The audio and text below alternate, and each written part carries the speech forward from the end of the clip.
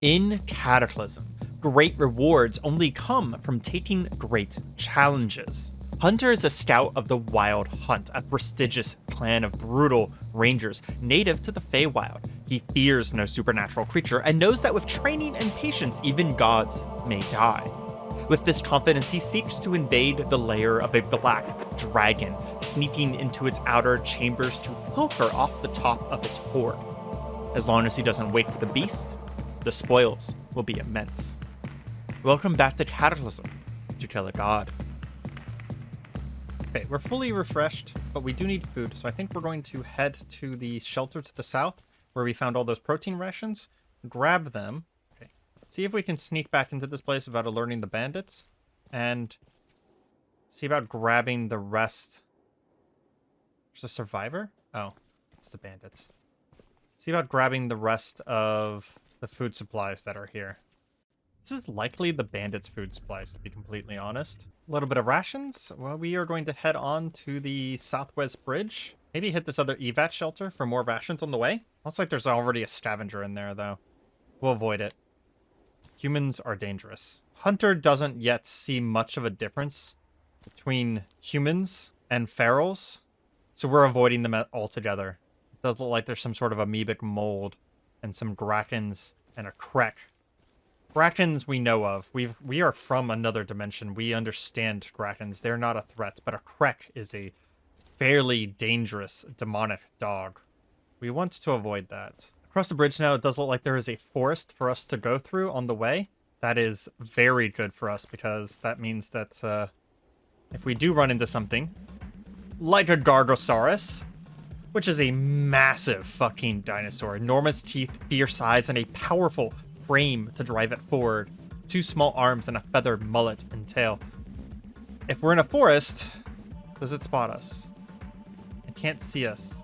Can't see our current location. We are going to break into a sprint and head through some of the nearby forest. See if we can get away from it. This is normally why we avoid swamps. Between dinosaurs and hostile bugs, they are normally not worth the resources that they promise. I will say, though, as we're moving along, we did just find an attunement altar, which is going to be a massive hedge maze with a place of power in the center. We're going to have to keep this in mind for later. It'll be a long time before we become a powerful enough druid to even think about attunement. But this forest right here might be a good place to stop for the day. In fact, I think that we are going to stop for the day here. Pull out our hammer, and we'll make a small campsite. We have some rocks from a nearby small boulder, a pine tree, and some sticks from a dead tree. We will be able to very easily make a small, relatively safe campsite. We also have some water here, and now we have a lean-to, which will provide us a place to rest because we'll run to take a nap before nighttime. Oh, we didn't bring a dating stick. We need our dating stick in order to make the fire ring. That's actually a bit of a undersight, but it's okay. We can easily make a new one. So cutting the grass, there we go. Hunter's going to rest here for the day.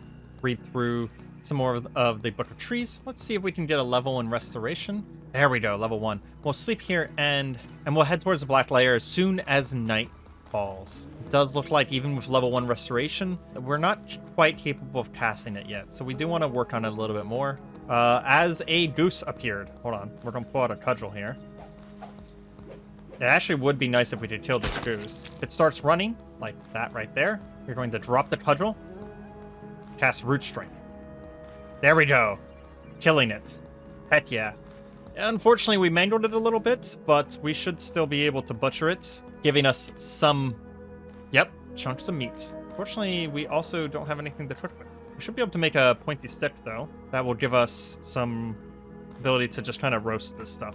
We're quickly learning what we should bring with us for future campsites. Having an axe would have been very useful as well, because we're having a hard time getting firewood as well in order to have enough firewood to keep our fire lit. There we go. We also don't have anything to cook our water in.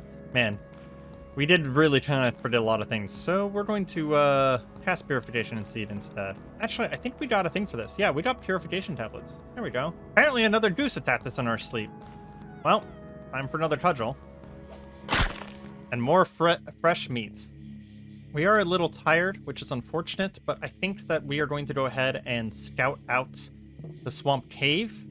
Because if we sleep now, then it's very likely that Hunter will sleep all the way until daytime. And we would like to use the nighttime to actually get some scouting done and get eyes on this swamp cave itself. It's like there's another town nearby. Okay, we're close now. So we're going to get our dark sight going again so that we can see in the dark. The fog is really reducing our vision there. Yep, that's what I thought. Worshippers of the dragon, lizard folk warriors. Let's go ahead and pull our bow out. How hard are these going to be to take down? We hit one for 14 damage. Okay, let's actually put away our bow super fast. And we'll cast Stridal Thorns, creating a barrier between us and them. They will potentially be stupid enough to... Yep, they walked straight into it. Slowing them down pretty significantly, if nothing else. We should be able to move around the Stridal Thorns. They have a move cost of 500, because they are, in fact, just thorn bushes.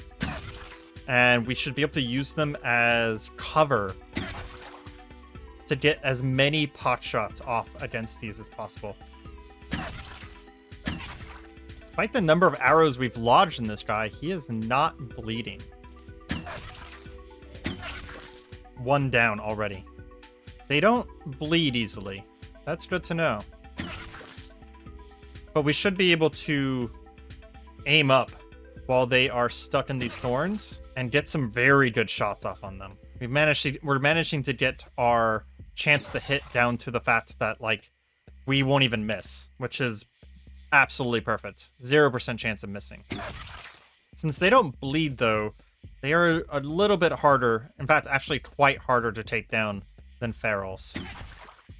Using these tactics, though, Hunter is easily able to do this without much danger or risk to himself. There we go. Another one down. We did see 2 more lizardmen hunters in the area, so we do need to be careful. But we should be able to approach a little bit better now. 2 more warriors. Okay, we're going to put our thing back into our sling. Cast Strangle Thorns again. And let's work on these guys. They're not very smart. It looks like they're going to walk right back into the thorns. Exactly what we want them to do.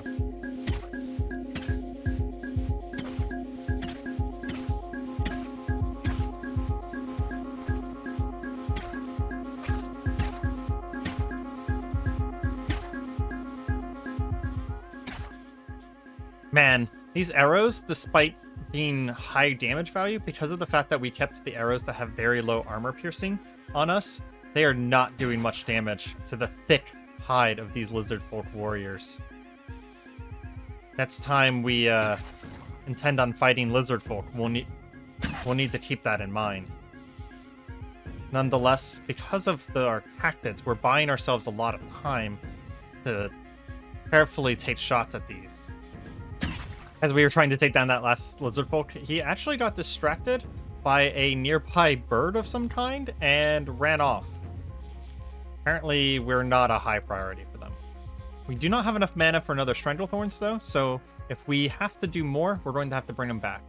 However, we are already seeing the strange mist that indicates that we are very close to the Dragon's Lair now. Yep, that looks like that's the entrance of the cave right now.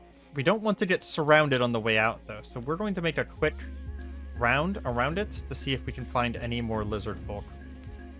What is this? Collapsible drums. A bunch of warnings about flammability. A bunch of dead lizard folk. And one dead feral soldier. Wow. Okay.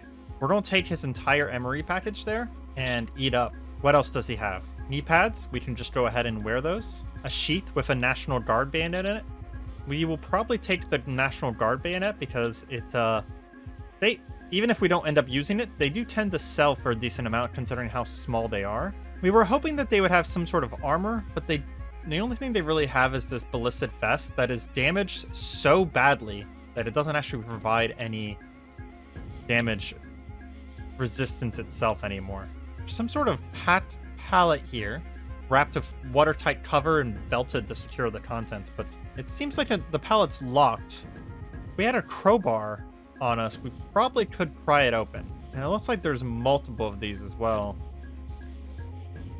That's something I think we'll have to just come back to. Oh yeah, there's a lot of pallets. Oh, and a feral soldier. That is not good. It seems likely that our arrows won't be able to pierce his armor, but we're going to take a shot at him and see what happens. Yeah, we did 1 damage to him because of the fact that he's wearing armor.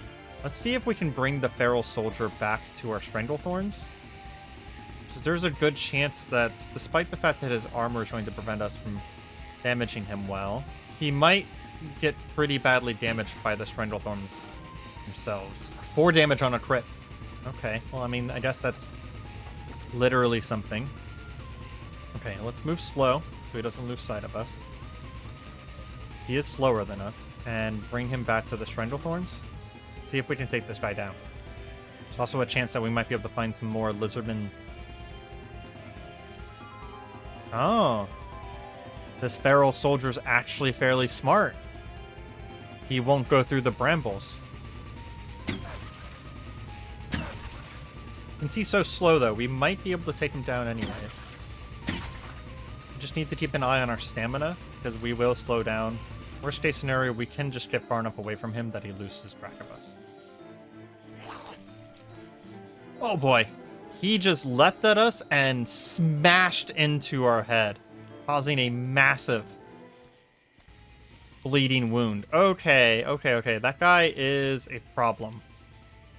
We need to immediately bandage that. We did just find a lizardfolk warrior. I wonder if we can lead that lizardfolk back to the feral and get them to fight each other.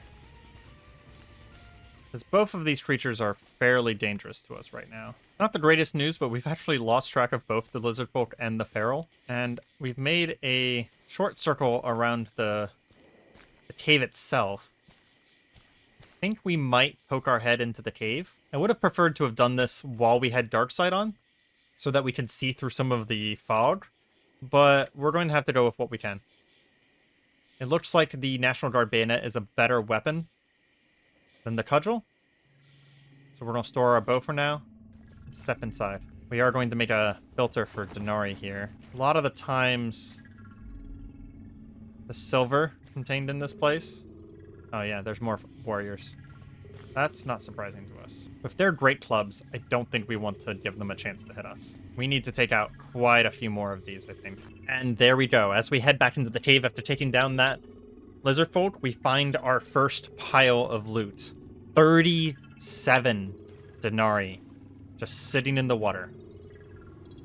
As long as we avoid any of the hatchlings or the dragons themselves that are in here, which are likely usually asleep on the lower levels, we will be able to make away like bandits. And as we're humbling around in the dark, we accidentally slipped into a pit, a spike pit. I promise you, this is going to be worth it in the end, even if we're having some trouble here. Still not nearly as bad as fighting a dragon. Some more denarii. 32 of them. We're up to 71 already. Oh, that's a lizardfolk warrior. That's not the best news. They can move through this terrain a lot better than we can. We're going to go ahead and lead it outside. Make sure it tracks us. Bring it back to our brambles. Okay, another one down. Let's head back in. Continue searching. Another thing we can find here is black dragon scales. Those are also worth a lot. The problem with the dragon scales is that they're incredibly heavy. So we're not likely to be able to carry them with us right now. But whenever we have another way of carrying things, perhaps a horse, for example, that we saw earlier, we will be able to come back for those. For now, our main goal is to find silver denarii. And we fell down a pit again. And are being chased by an alligator. Okay. After multiple falls down pits, I think that we are going to fall back to our camp for tonight and deal with our pain and our injuries. Especially because the fog just cleared, which is making other things be able to see us from a lot longer distances.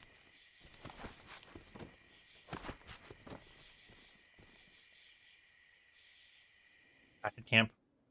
Hunter lays down to sleep. We managed to get away with 71 denarii already. There is more to be found, too. We can probably get away with hundreds from the dragon's horde. And we are once again awakened rudely by another goose. But to be honest, again, we're fine with this. Hunter finds himself spending the day playing on his bone flute and praying using his homemade holy symbol, a bone charm that reminds him of the Feywild, his home. And with a little bit of study, the bone charm, and the flute, we have finally gotten our focus and our knowledge of the restoration spell high enough to at least have a chance of casting it. If we were to cast it, it would be able to heal a lot of our wounds, or at least start the healing process quite well. And after many, many failed attempts, we finally successfully cast it. Your flesh and bones start to regenerate before your very eyes. It's going to put a regeneration effect on us, and it only lasts a short amount of time. About 4 minutes, but over the course of those 4 minutes, it will heal us quite a bit. It's not going to heal us as much as a person who has natural regeneration, and not going to heal us nearly as fast either, but it'll heal us about as much as sleeping would. The regeneration is worn off, and our head and our arm are looking better. Not perfect, but better. And it is about 6 p.m., so I believe that Hunter's going to take a nap before dark again, so that we can head back to the dragon's cave under the cover of night. Hunter was very tired from our earlier excursion and actually overslept a little bit. We're going to wrap our fur cloak around us once again, for the night is cold and the dragon's den is even colder. Oh, there is a bunch of geese in the area still. We're going to ignore them for now. But it is good to know that one of the benefits of geese is that, unlike many types of prey, they won't actually flee from us until we have them bleeding and wounded. Oh, hey, we found one of the lizardfolk warriors. I wanted to try something. It looks like it takes 5 full seconds to summon a wolf, because Hunter actually has a wolf companion from the Feywild, whose spirit he can summon into the physical world. With that, we can equip our bow, and us and the wolf, our good pet Noctis, will be able to actually fight the lizard folk. And it actually seems like the lizard folk... Oh, this one was already pretty damaged, it looks like. The wolf will follow us, at least a little bit, I believe. It should follow us, at least. It does look like our pet wolf has wandered off and done his own thing, unfortunately. But we should still be fine to... We should still be fine to delve into this place on our own. A little bit of light is not enough to hurt us. Once again, Hunter searches the dark, murky, chilly waters of the swamp cave, avoiding things like this spike pit, which we have accidentally tripped into several times now. Well, not that specific one, but several like it. We do need to be careful. If we see a pit with corpses, that also is a good indication that it would be a very bad fall. We find some stairs, a downward facing slope over here. Yeah, we don't want to mess with that either, because those slopes lead to the lower levels of this dragon's cave, and we have to be very careful, because those lower levels are where the creature and its offspring are going to be. Carefully moving around the top. We just want to search the outskirts. I am using the Shift V search function in order to specifically search for denarii, because we won't actually be able to see them all the time. at least not with our naked eye, as Hunter will actually have to physically search the water, dipping his hands into the cold water looking for Denarius. Like this spot right there. Between the mist and the water, we could not see these until a little bit too late. There were black dragon scales in the other one, but we're not looking for the black dragon scales just yet. This would be easier if we could see better. I am curious if we could see better with our dark sight. Oh, yes. Okay. So even though the darkness is caused largely by the fog, dark sight is actually giving us a little bit of a wider range here, which will make it so that we don't have to search around as carefully. There's some more Denari. We're already looking at 108 Denari from this cave. We already have around 2,500, and I can assure you there is more here. This is slow and steady work, sneaking through a dragon's lair. We see many lizard folks down below, worshippers of the black, scaly creature that calls this place its home. I see no reason that we need to engage them, unless it becomes absolutely necessary. Shit. Now that is a crocodile. It is injured, probably because of falling into these shallow pits, but a crocodile, while we are wading in shallow water, is going to be a significant problem for us. I think we're going to immediately use a root strike here and see if we can't damage it a little bit better. It should be slower than us now. We're going to back up quite a bit here. There's a good chance that we want to kill this entirely with magic. Fighting a crocodile in the water is just a terrible idea whatsoever. Oh, and as soon as we come back out here, we do actually see that feral soldier from before. I think we're going to summon our good friend Noctis again here to back us up, pulling out our bow while our spirit wolf takes him from the front, and he walked right past our wolf to attack us. Fortunately, the wolf actually took him down. Hell yeah. Thank you so much. You are a good boy. Looks like he has a Molly rucksack. Not a bad item altogether.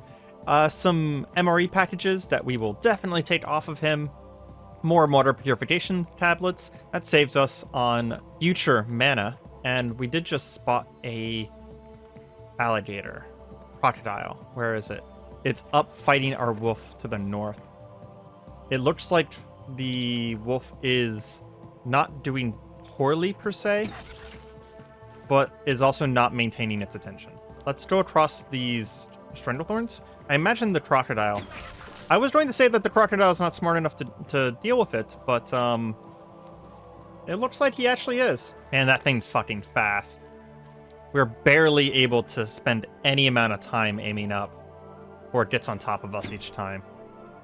You know what? That means that we can't use that. So we're going to use a root strike, aiming carefully to not hit our wolf.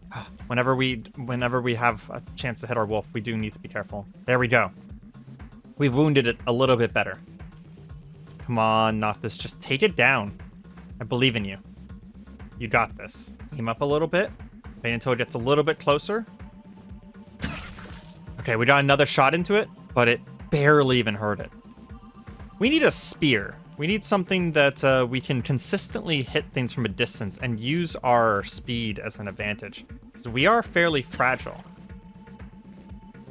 Our hollow bones make us quick, but easily killed. 2 more damage. The wolf is biting at its feet over and over and over, trying to do something to it. But unfortunately, the crocodile's hide is just so thick that it is not able to do much. Although, distracted it for long enough. From far enough away. Yes, there we go. We finally were able to aim up a proper shot and take it down. It does look like the wolf follows us better during the daytime, so it was actually just probably having a hard time keeping track of us. Let's go ahead and deal with our wounds. And we have absolutely no mana left, which is a little scary. And a slime off in the distance that our wolf is going to immediately go and engage. I'm curious if there's going to be a way that we can command this thing with any amount of consistency. Searching some of the corpses of humans nearby, we do see a lanyard that has a science ID card on it. It would grant us access to a lab somewhere. Lots of corpses around here. More science ID cards. We'll go ahead and take those. And a visitor's pass. I believe we can use the visitor's pass, read it, and it'll tell us the location of potentially some sort of lab. And it did. It told us the location of the Transcoast Logistics. Now, while Hunter has probably never heard about those, I've heard about Transcoast Logistics, and I can tell you for a fact, we are not ready for that. There's a bunch of corpses of tadpoles here. Can we do a quick butchery of these and see what they're going to be doing? Our wolf will defend us for a moment while we're doing it. It looks like they are scrap meat. They are mutant meat, which means that that is not going to be useful for us. What about a lemming? Oh, scrap of meat. So if we see lemmings in the future like this one, we should be able to do a very quick full butchery and to get something useful off of them. Our spirit wolf, Noctis, has finally returned to the Feywild. He can't stay with us too long. We will be able to summon him back again. It does take about 410 mana, though, so that is not something that we can do all of the time. Just going around and collecting some science ID cards. Oh, we see another feral soldier. And he sees us. That is not good. Where is he? North. Okay. We need to get away from that very quickly. This is one of the reasons why I was wanting to move around this area at nighttime. Our first shot does do some damage to him. Never mind. It did 1 point of damage to him. I think the best bet is to lose line of sight, which means that we're going to actually run through the mist of the Dragon's Cave towards the north here. And we'll temporarily hide behind some of these crates, and that didn't work. He found us immediately. This feral soldier is going to be a problem. Without any mana, we don't have a lot of options at our disposal. I do have an interesting idea, though. What if we led him down? Unfortunately, he's a feral. I was going to say we led him down into the caves down here. But he's not going to just fall into one of the pits. He's too smart for that. So I think we're going to fully run away. Get some trees between us and him. And then once we're far enough away, we'll stop running for a moment. Catch our breath. We likely don't have everything from the Dragon's Lair, even the first level of it yet, but we do have 203 denarii already. Something, honestly, an incredible amount. On the way back to camp, because I think we need to take a moment and reorganize ourselves, wait until nighttime, we did find this crashed object here. And using the trick we used earlier, we're searching the walls, and I do think we just found potentially a way into it. There's 2 doors on the front here that can open. But beyond it is a closed metal door. Okay, so we can't get in. This is interesting. Don't know what this is, and I don't know how we could interact with it in a meaningful way. But I guess we'll remember that it's there.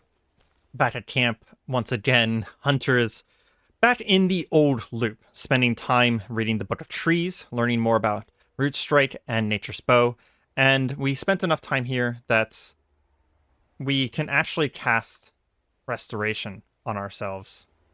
Restoration, once again, regenerating us about as much as sleeping overnight would have, not fully healing our head or our arm. Despite the massive cost of mana, it's still very much worth doing. Saves us a lot of time that would have otherwise been simply downtime. Since we were thinking about it, I do think we're going to knock down some of these young saplings nearby. Whenever we do that with the hammer, we do get some leaves and some long sticks. The long sticks being the thing that I care about here. We are going to take these over to our camp and activating the fire again. I think we're going to go ahead and make a fire-hardened wooden spear. The fire-hardened part, I believe, only makes it a little bit more durable than a normal wooden spear, but we do want a durable wooden spear right now. Now, the wooden spear is not a good weapon, with only 4 bash, 18 pierce, and a actual negative to hits, taking 113 moves to actually do anything. It's not great. However, it does have reach attacks. Reach attacks means that I should be able to hit things more than a single square away from us, and it is primarily piercing damage, which means that it will have a better chance than some of our other weapons to actually hurt those feral soldiers that we're struggling with so much. Since we have some daylight to burn, Hunter is taking the time to forage the nearby area, see if we can find any food. We could go hunting But I am a little worried because there's some dinosaurs in the area, and we are very close to another city, which means that there will likely be more ghouls and ferals hanging around, not even that far away. Ah, there we go. We found some eggs. That should be good enough to keep us for at least one more day. Hunter has a bit of a problem with oversleeping, it looks like. We woke up just after dawn the next day again, and there does seem like there are some geese around. We're going to take a whack at them. Oh, wow, we got it on our first try this time. And haul it back to our camp to butcher so that we have some more food for the next day. Okay, that'll do us. We have a little bit of cooked liver, some cooked meat, and some scraps of flesh. And with some purification tablets, we can purify enough water. That will be good once again. There are a lot of dermatics and wasps between us and the caves, but I think we're going to take a northern route this time and see if we can get there without aggroing too much of the wildlife. And with the spear, I think we have a decent chance of taking out one of those feral soldiers if we are forced to. Plus, we have full mana, so that should help as well. And it looks like there he is. Okay, he is fully rested and ready. I think the first thing we're going to do is we're going to drop our spear and see if we can summon our wolf again. There he goes. To help us out with this. That's what we're talking about. Hunter swings outwards and pierces the feral soldier for 16 damage. And I did just notice that we swung wildly. That's because of the hiking backpack, which we are going to quickly drop. And apparently, by quickly, I mean very slowly.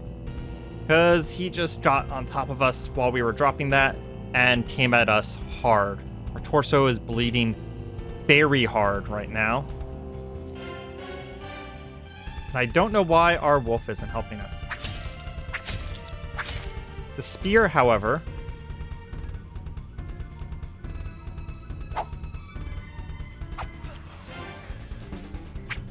is doing work as the feral soldier does go down. Okay. We need to head back to our backpack right away and get on closing up some of these wounds. Well, that was a learning experience. Apparently, dropping this hiking backpack takes a significant amount of time, which gave the feral soldier an incredible amount of time in order to get on top of us. We are now in a incredibly distressing amount of pain. There's some pteranodons still around in the area, and yeah, I think we are going to put our fur cloak back on and actually retreat to one of the improvised shelters that's just outside of the cave, because this will actually give us some shelter ourselves, and the fog will protect us from some of the stuff in the nearby area from seeing us. Hunter is going to settle down and take a moment to meditate and focus, because if we can get our pain down, we should be able to cast restoration again. And as we were meditating, apparently a Quetzalcoatlus, which is a enormous feathered flying reptile with a long pointed toothless beak and a huge stiff neck, has spotted us off the coast of the river. We are going to run.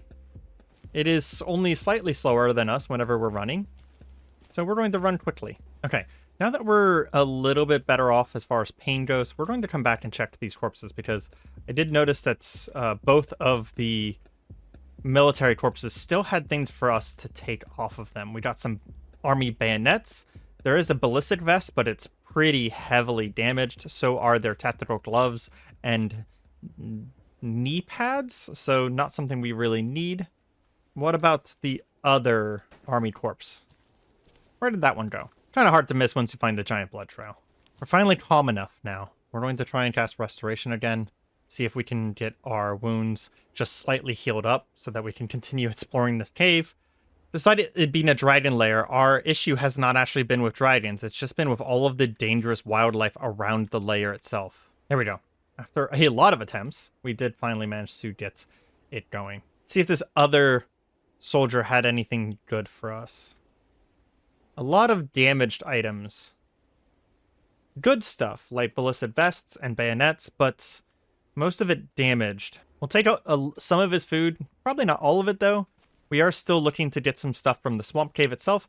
We don't want to completely load up on food. I do think I'm actually going to apply some cattail jelly to my torso, just because it will make it a little bit easier to heal. And there's so many cattails in the area that if we run out, we can just make more. And we're going to drop our spear and cast Dark Sight on ourselves again. And we're going to head back down into the Dragon Cave. Hopefully, we've cleared out the southeast and southwest corners of the cave without going into the lower levels, because there's no way in 70 hells we're going to go into the lower levels. So we only have a little bit more of the cave to explore. We just have to be careful about where we're stepping. Don't step into any of the deep water. So if we dive into that water, swimming with as much gear as we have on us and the hiking backpack would be a problem, to be honest. We would lose all of our stamina pretty much instantaneously, which also means that it looks like we can't access this last area up there. Not without dropping our backpack, at least. And I don't really want to do that right now. Okay, we found a little bit more denarii. Oh, not a little bit. 32 more denarii. Okay, it was very much worth this last trip back in. And there's another 33 denarii.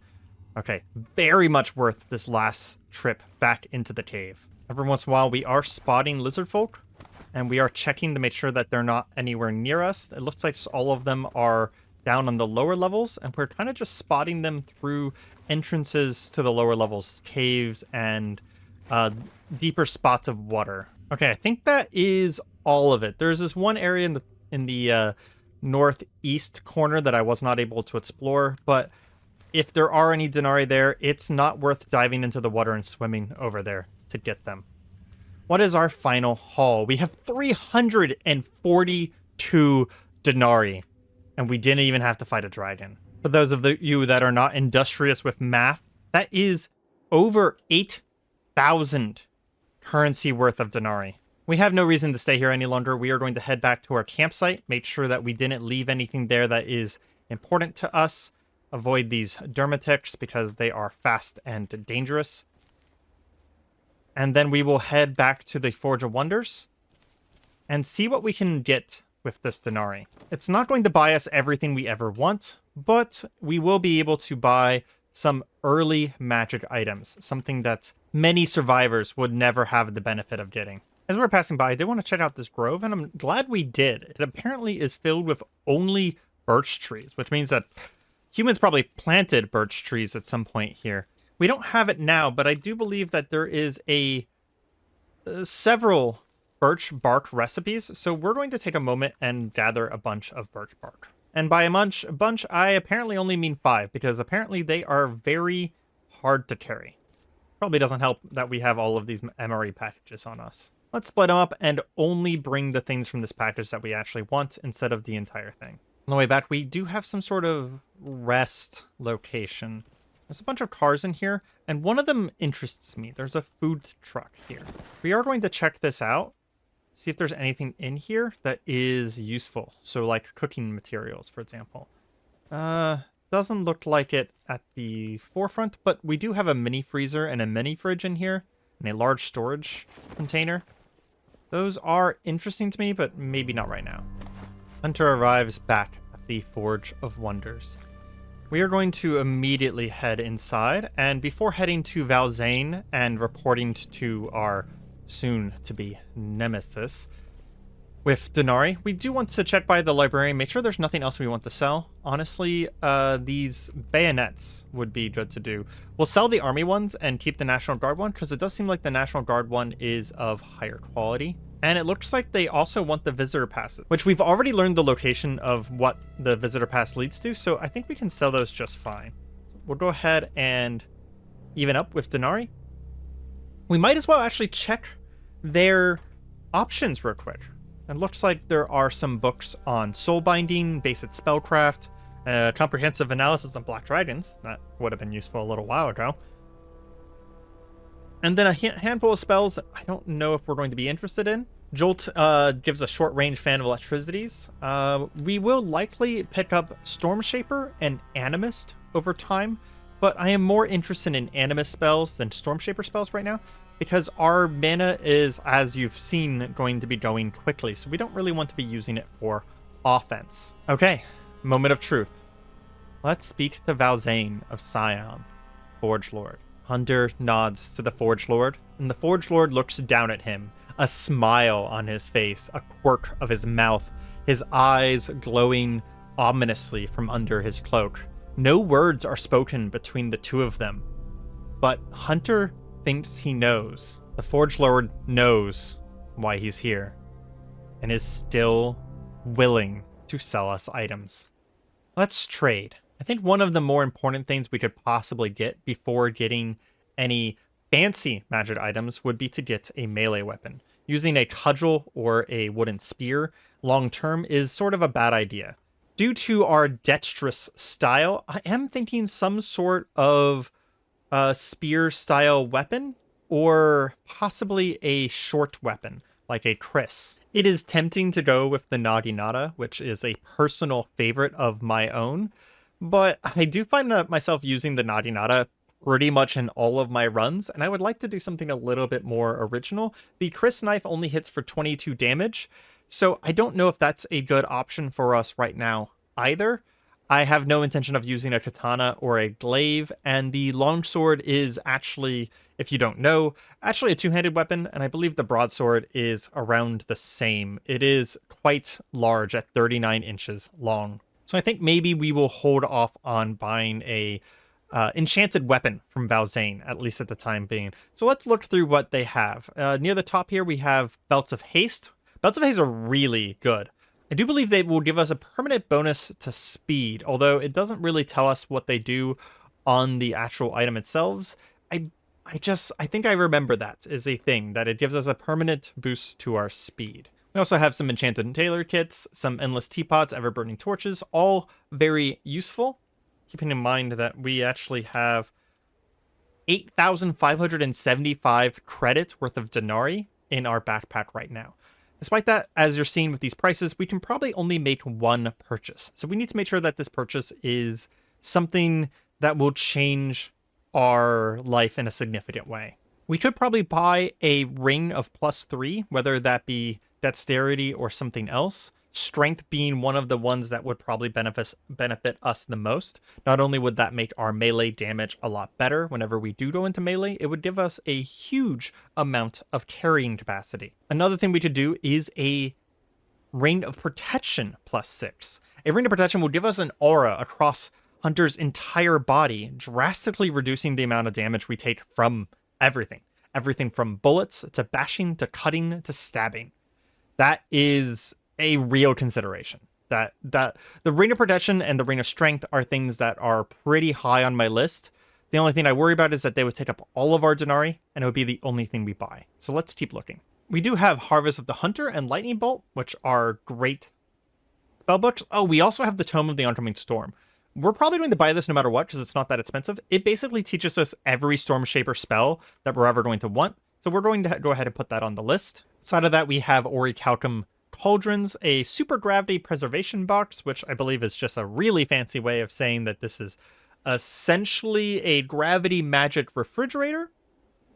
Yeah, it contained items spoil at 20% of their original weight, and they weigh 250% of their original weight. So it makes things heavier, so we're going to have to put it somewhere physically, but it would basically refrigerate things. And that's not exactly life-changing enough for us to want to buy it. Now, another thing that we might consider is Bracers of Lesser Defense. It will work similar to the Ring of Protection, however, it will give us a small amount of damage resistance. It basically will take a little bit of damage off the top. I believe it's 1 or 2 points of damage off the top of any damage coming in on us. There is, of course, also a greater storage ring that gives us the capability of storing a medium-sized weapon instantaneously. We can literally snap our fingers and draw the weapon. But if we wanted to use a spear, the maximum length for the storage ring is 39 inches, and almost all spears will not fit inside of it. After looking through our options, there is a combination of items here that is tempting. We could buy a minor ring of wizardry. It would give us more mana, and if you didn't know, having more mana means our mana would regenerate faster. And then we'd be able to buy a ring of protection +2, not the strongest ring of protection, but a little bit. And then with the remainder, we'd be able to buy some Bracers of Defense, leaving us with a significant amount of credit, 2,600, in case we want to buy spell books and the such in the future. There is a part of me, though, that is tempted to simply make a very large purchase. The $7,900 purchases that normally I would have to save up for. I am not good at saving money. Okay, we've made a final decision. I actually hemmed and hawed and harangued over this for a while. We're going to buy a bunch of cheaper items. We're going to buy a Chris +1 because I did notice that it's actually only $30. It's very, very cheap, and it is better than the current weapon that we have. We're going to buy an ever-burning torch so that we have a permanent light source back at our campsite. We'll buy the minor ring of wizardry, giving us extra mana, and then a ring of protection +2 for our other ring slot, keeping in mind we can only wear 2 magical rings at once. We have the Tome of the Oncoming Storm for some spells, and a Bracer of Lesser Defense. That leaves us with 23-24 in credits, which is pretty amazing. If you think about the fact that we just did all of that on day 1, and we could have actually maybe gone even farther because selling even to Valzane does use our social skill, which means that if we had a higher social skill, currently sitting at 1, but that 1 was only after that trade, we would have been able to get much better prices. Something to keep in mind for the future. And as much as Hunter is not a socialite, it would be useful to actually have some amount of social ability just for haggling. Okay, let's go ahead and put on our spoils. Wearing the bracers, wearing the Rain of Protection, and the minor Rain of Wizardry, which bring us from 1600 mana to 1800 mana. It's not a huge amount, but that amount of mana will come back faster, which will give us more regeneration. We'll pick our spear back up, and we do have 92 denarii remaining. We'll go ahead and sell, since we don't need it anymore, we'll go ahead and sell the National Guard's knife, National Guard bayonets, and the cudgel to the librarian over here, just to sort of get them out of our inventory. We do have some credit with her, but we're not worried. She'll be able to hold on to our credit. We will check real quick to make sure that things are handled well in our inventory, and it does look like, yeah, we have some issues. So let's start with the sheath and the stone knife are on the same size. We can press C to change sides on those. Yeah, the bracers of lesser defense were actually messing with the fur cloak. And if we change the sides of the plastic canteen, now we have a sheath on one side and a canteen on the other. We are also going to unload the sheath because the stone knife is in it right now. And we're going to put the Chris knife. Oh, we actually can't put the Chris knife into the sheath. Okay. Well, I guess we put the stone knife back in for now. I was hoping we could put the Chris knife in there, but I guess it's just a little bit too long. At the end of the day, I'm actually quite happy with that. With the bracers of lesser defense and the Ring of Protections, we will be able to negate a chunk of damage coming in at us at all times, and we have enough denarii that whenever we check back in the future, and the Forge of Wonders has their inventory updated, because Valzane will stock new items every week or so, we would be able to buy a magical weapon of some sort. Especially if we find some books in the meantime, in order to sell to the Forge of Wonders itself. With that, however, I believe we're going to head back to our home sweet home. It has been a while since we've seen our camp, and we have a few things to drop off, and it will be nice to relax a little. We're going to go ahead and put down the ever-burning torch. I'm not going to turn it on yet. I don't trust the visibility in this area. If we look, we actually can see pretty far to the north. And at nighttime, if any sort of creatures were to be coming along the river there, they would be able to see our camp even through the woods. We might be able to figure out something to do about that, given time. Maybe put up some sort of rough barricades just to reduce vision. Either that or head farther into the forest, to be honest. There is a spot farther to the south here that seems like it is deeper woods. And now that we have basic tools, it might be a consideration for the future. Now that we're back, we do have a little bit of bones. We can work on some of the things that we were thinking about. I believe a bone sewing awl and a billet were on our list. Both should be able to be carved very quickly, and it may update what we have access to. I mean, we can make our own bows now. Can we make any arrows?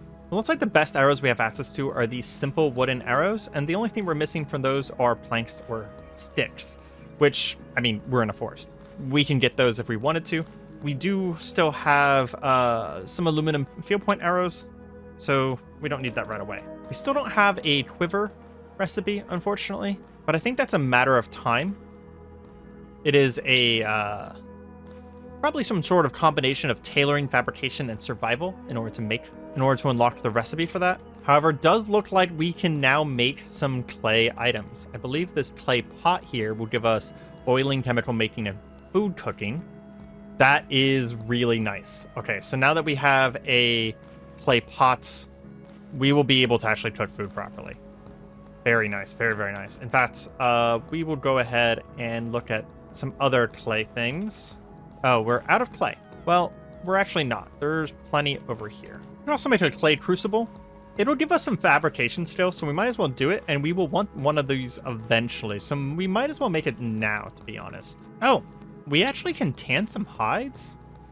Apparently we have some hides on us. How long does that take to do? It's a pretty significant chunk of time. It looks like it's being making the tanned hides out of leather patches, which aren't going anywhere, so we don't need to worry about that right now. Now that we have the immediate task of seeking out the Forge of Wonders and getting an initial infusion of Denari from the Swamp Dragon Cave, Hunter needs to think about what his next steps are going to be. We still need to get stronger. The Denari that we got is only the beginning. We will want more magic items in the future, and Balzain, in his overconfidence, will be happy to supply us with such things. We will want to search this town to the north a lot more thoroughly, and in order to be able to do that, we're going to make sure that we are getting stronger every single day, and then going into town at night to go on looting trips. After our fights with the feral soldiers, I think one of the more pressing matters is that we probably need to get better at archery. Currently, we are sitting at 3 levels of marksmanship and 4 levels of archery.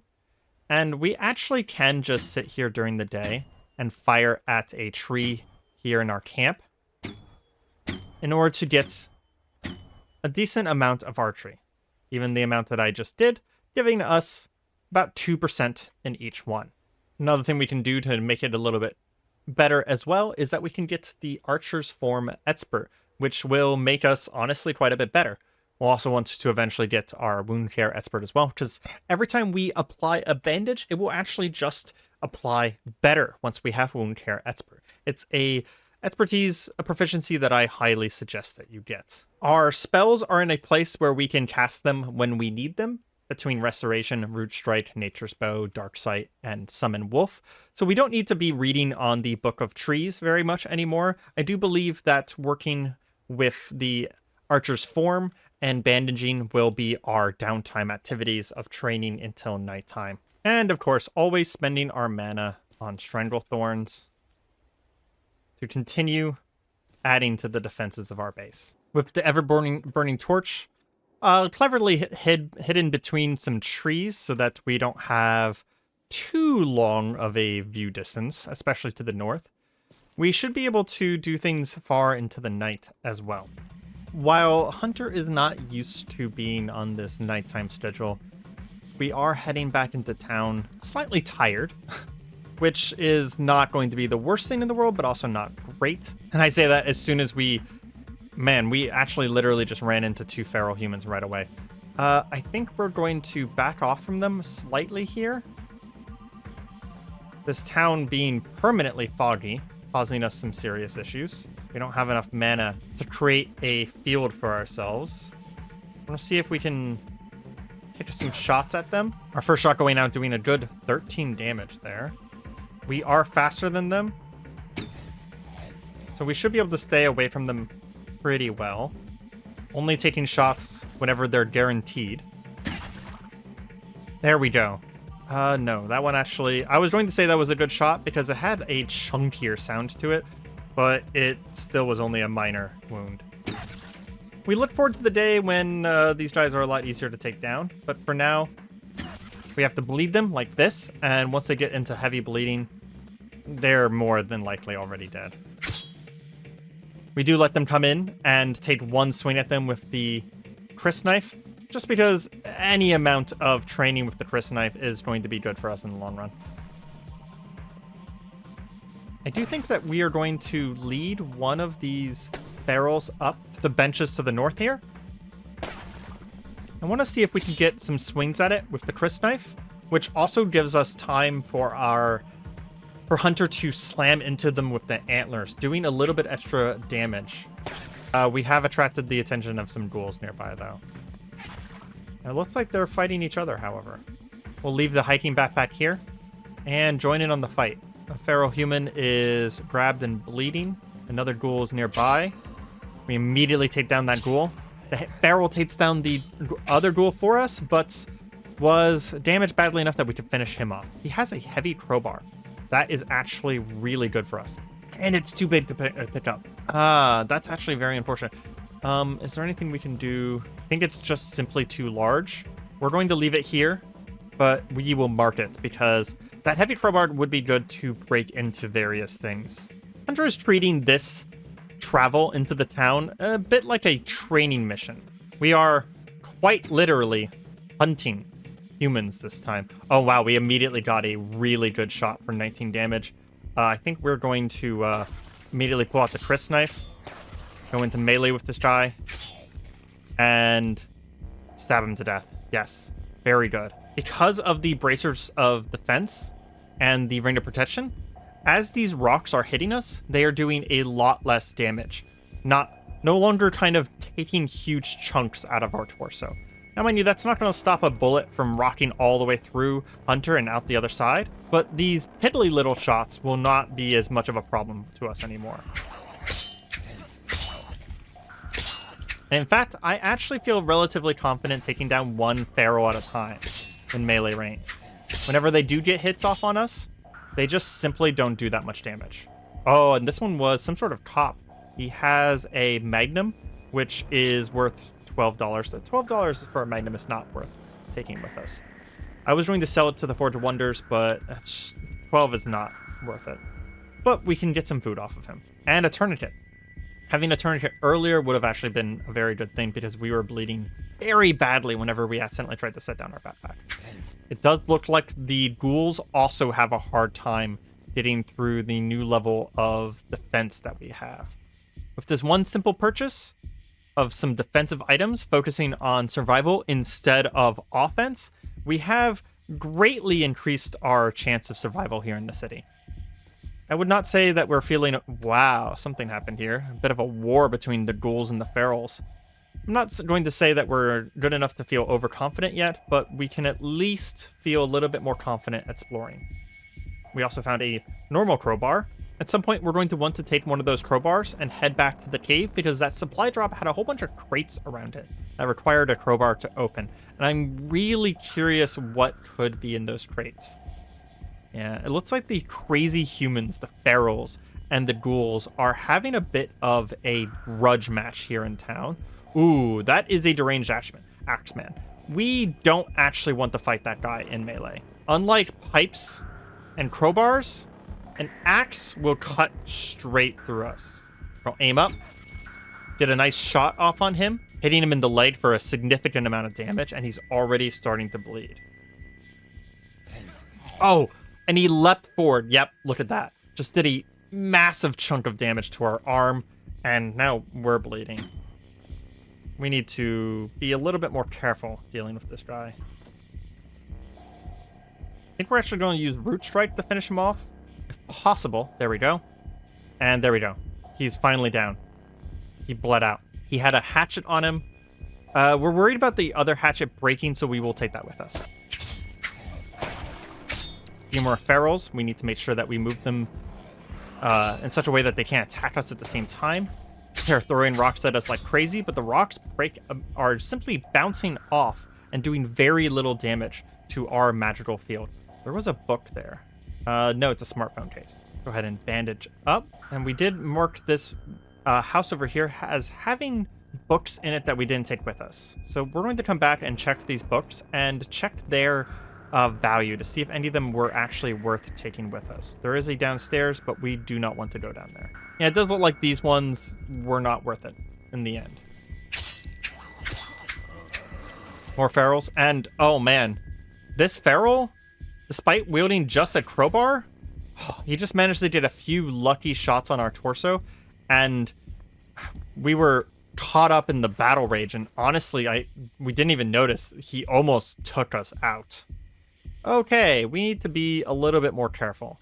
We're in distressing pain now, and although we did leave him behind, I do think we're going to be switching to our bow for the time being. Probably leaving the backpack on while fighting was a really, really bad mistake that we should not have been making.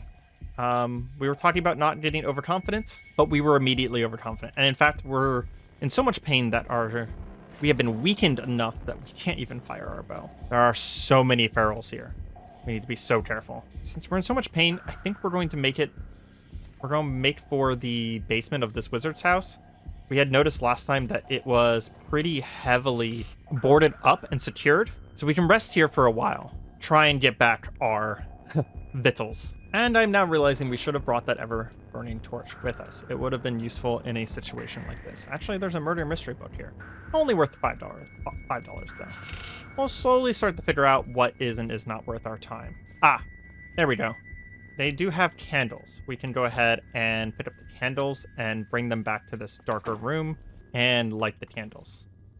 That will give us the time or the ability to go ahead and practice some bandaging, because obviously we're going to need it. Practicing bandaging long enough that we managed to get some of our focus back, and we're going to try and cast restoration on ourselves here to once again kickstart our healing process. It wasn't a lot, but it did heal us just a little bit. Okay, I think that's good enough. Also, it's getting pretty early at this point, sitting around 3 a.m. If we're going to make any progress, we need to start moving around now.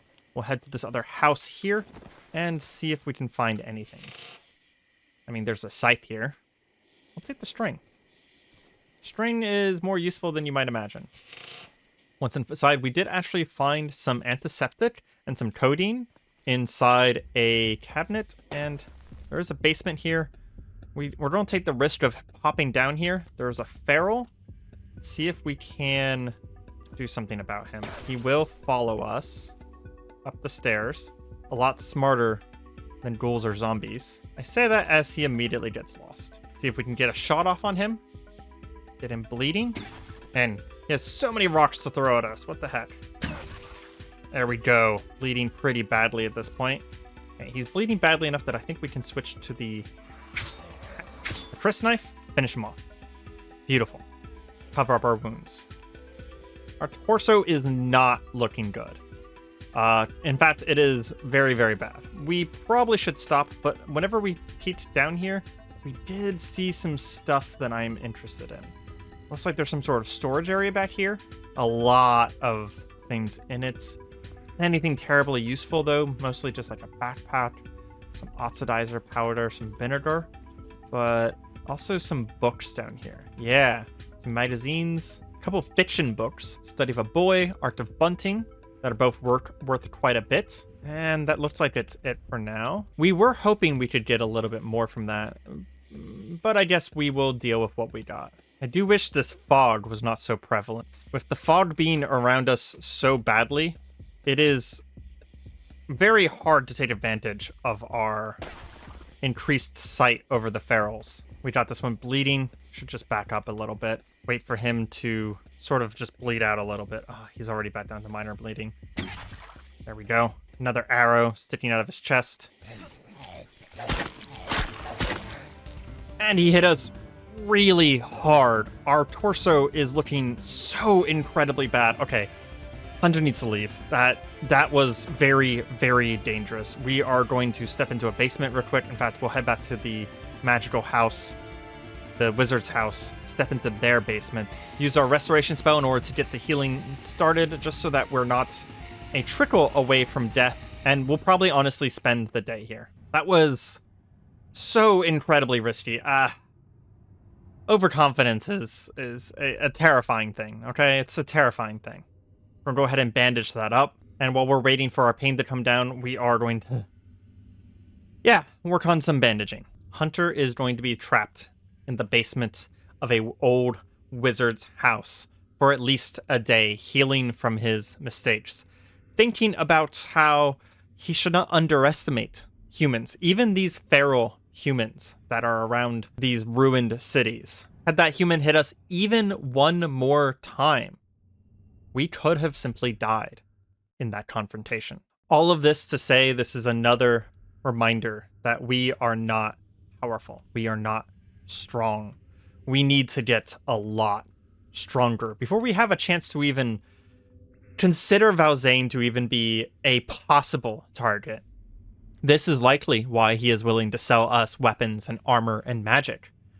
There is probably a morbid curiosity to the Forge God on whether we can ever even stand a challenge to him, whether we will survive long enough to be a challenge. With that, I hope you have enjoyed today's episode of Cataclysm to Kill a God.